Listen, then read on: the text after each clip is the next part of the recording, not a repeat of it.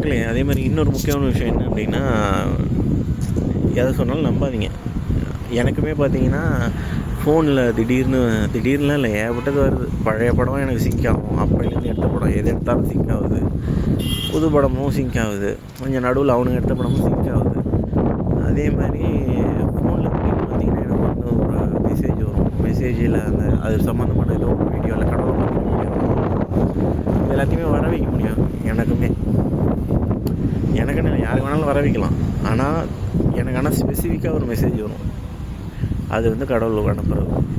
என்னென்னா திடீர்னு நான் வந்து எப்படி சொல்கிறது, நான் வந்து சின்ன வயசுலேருந்தே எனக்கு வந்து இந்த ஏஞ்சல் நம்பர் மேலே ஒரு நம்பிக்கை உண்டு. ஏஞ்சல் நம்பர், அதாவது பார்த்திங்கன்னா என்னோடய பிஇயில் என்னோடய நம்பர் வந்து பார்த்திங்கன்னா ரோல் நம்பரு 141ங்கிற ரோல் நம்பரு. கிட்டத்தட்ட இந்த சென்னை டு திட்டக்குடி ரோடு வந்து பார்த்திங்கன்னா 141 தான் சொல்லுவாங்க.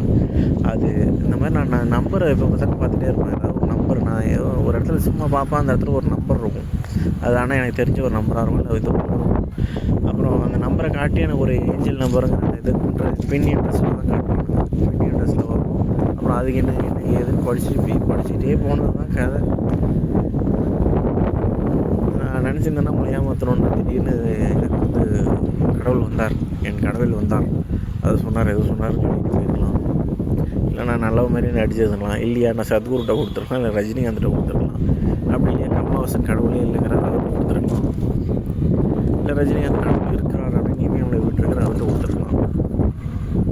இதுமாரி இருக்குது. நான் உண்மையாக சொல்கிறேன், நமக்கு நம்மளை நடப்போம். அதே மாதிரி நான் போய் சொல்லலை, நான் கே இல்லை, நான் இலுமினாட்டி இல்லை, நான் ஏலியன் ஜூஸும் இல்லை, நான் இலுமினாட்டி ஹெட் அப்படின்னு சொல்லி ஆரம்பிச்சு அப்போ 2019 என்கிட்ட சில கேள்விகள் கேட்டான்னு அது பதில் சொல்லிட்டேன். இதில் நாங்கள் தோற்றோம் அப்படின்னா எங்கள் எல்லாரையுமே தலையை வெட்டி தான் கொள்ளணும் அப்படிங்கிறது இது தோத்தா.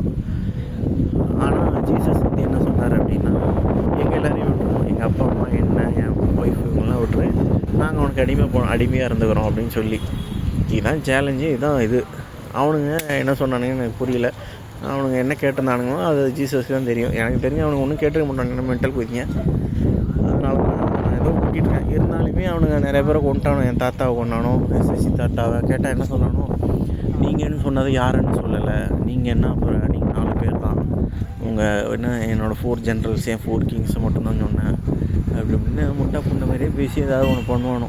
அதேமாரி யாஷிகா ஆனந்த வேணுன்னே ஆக்சிடென்ட் பண்ணி காட்டினானோ, அதெல்லாம் பண்ணக்கூடாதுன்னு. அதேமாரி சூனி எனக்கு மட்டும் வைடனா புண்டை எல்லாருக்கும் வைக்கிறான் அந்த தேவையாக. அவனுக்கு சரியான 9 அவன் தான். அதான் கதை. நம்ம